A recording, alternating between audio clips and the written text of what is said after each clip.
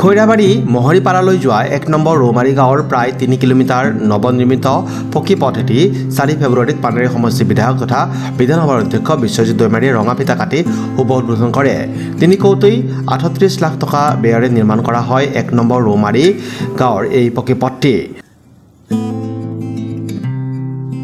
আনহাতে বৰনদীৰ ওপৰত স্বাধীনতাৰ ৭৬ বছৰ পিছতো কোনো দলং নিৰ্মাণ নোহোৱাত পূৰ্বৰ কামৰূপ দৰং আৰু এতিয়া ওদালগুৰি বাক্সা জিলা সংযোগী ৰামগাঁও হৈ নাওকটা আদি যাব পৰাকৈ নিৰ্মাণৰ বাবে উক্ত দিনা RCC দলঙৰ আধাৰশিলা স্থাপন কৰে বিধায়ক বিশ্বজিৎ দৈমাৰীয়ে।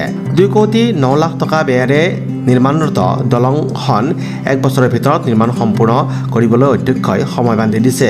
ইয়াৰ পিছতে মুকলি সভাত অধ্যক্ষই ভাষণ প্ৰদান কৰে।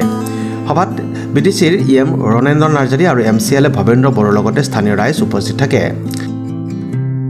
তো আজি আমাৰ মানে সমষ্টিত পানেৰী বৰ্তমান ভেৰগাঁও সমষ্টিত আমি ২-৩টা মানে আঁচনি আৰম্ভণি আৰু যিটো কমপ্লিট হৈছে এইটো উদ্বোধনী মানে কাৰ্যসূচী লৈছিলোঁ।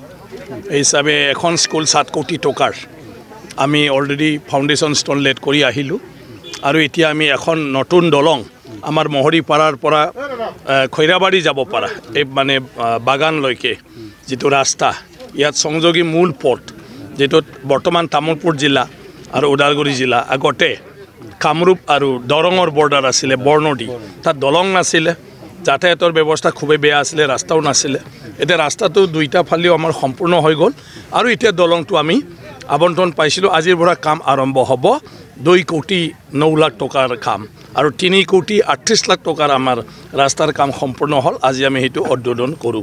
গতিকে সেইটোৰ দ্বাৰা আমাৰ এই অঞ্চলৰ মানুহখিনিৰ জীৱন যাত্ৰাটো মই ভাবোঁ আগৰ যিটো এটা কিবা চলি আছিলে কি কয় এইটো খুব কষ্টৰ মাজেৰে সেইটো এতিয়া নাথাকিব। ইয়াৰ মানুহে স্কুল কলেজ যোৱা বজাৰ তজাৰত যোৱা মহৰীপাৰা আৰু খৈৰাবাৰী লগতে বেমাৰ আজাৰ হস্পিটেল যোৱা এই সকলো মানে ক্ষেত্ৰতে সুবিধাজনক হৈ যাব মানে সোনকালে সেইবোৰ জাগাত মানে পাবগৈ। গতিকে ইয়া খুব মানে ভাল কাম হৈ গ'ল। আগতে ইয়াত কোনেও নাহে কোনেও দেখা নাপায় ইয়াৰ মানুহখিনিও চাদা চিধা কাকো ডাঙৰ মানুহ মাতি আনিব নাজানে MLA আহি নাপায় বোলে আগতে মইতো নাজানো কিন্তু মই সেই জাগাৰে মানুহ আছে কাৰণে এই জাগাবিলাক মই জানো আৰু তাৰ কাৰণে সেই আঁচনিবোৰ ধৰি দিছিলোঁ আৰু হিচাপে আজি কৰিব পাই নিজকে মই মানে সুখী অনুভৱ কৰিছোঁ কাৰণ সেইটো মোৰ চব পৰিচিত জাগা মই ইয়াৰ। গতিকে প্ৰথম ঘৰৰ ওচৰৰ MLA ময়ে হৈছোঁ এই এলেকাত। আগতে চব দূৰৰ MLA আছিলে তো এই জাগাবিলাক কোনেও মানে কলিও দেখা নাপায় গম নাপায় আৰু এতিয়া এই গোটেই বৰনদীত আমি দলং অলৰেডি এখন সম্পূৰ্ণ হ'ল এতিয়া সেইখন হ'ব আৰু মানকাছাৰত আমাৰ দলং এখন এই 1 মাহ 2 মাহৰ ভিতৰতে আমি আৰু সেইটোও আৰম্ভ কৰি দিম। স্যাৰ অন্য এটা প্ৰসংগ যেহেতু আপোনাৰ ভাইৰেল হৈ আছে খুব মানে কিহৰ ভাইৰেল হ'ল আপুনি কোনটো সমষ্টিত খেলিব নাই মই ভাইৰেল হোৱা নাই ভাইৰেল কৰিছেহে মানুহবিলাকে গতিকে ভাইৰেল কৰি আছে তেনেকুৱা কোনো কথা নাই। BTCৰ নিৰ্বাচন শীঘ্ৰেই হ'ব যিহেতু 5 বছৰ সম্পূৰ্ণ হ'বলৈ গৈ আছে সেইটো আমাৰ সংসদীয় মানে গণতন্ত্ৰৰ প্ৰক্ৰিয়া আমাৰ সংবিধানৰ দেশখনত চলাই লৈ যোৱাৰ এইটো প্ৰক্ৰিয়া।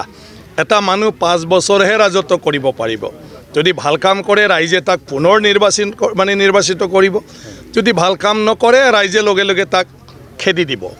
গতিকে প্ৰত্যেক 5 বছৰৰ ৰাইজৰ নিজৰ ভাগ্যক নিৰ্ণয় কৰাৰ সময়। গতিকে সেই নিৰ্বাচন প্ৰত্যেকটা ৰাজনৈতিক দল ভাগ ল'ব যিবিলাকে ৰাজনৈতিকভাৱে ৰাইজৰ কাম কৰাৰ ইচ্ছুক তেওঁলোকে চবে ইলেকশ্যন খেলিব। গতিকে ৰাজনীতিত ঘূৰি থকা মানুহটোতো চবে সেই ইলেকশ্যনত লৈয়ে বাট চাই আছে চবে।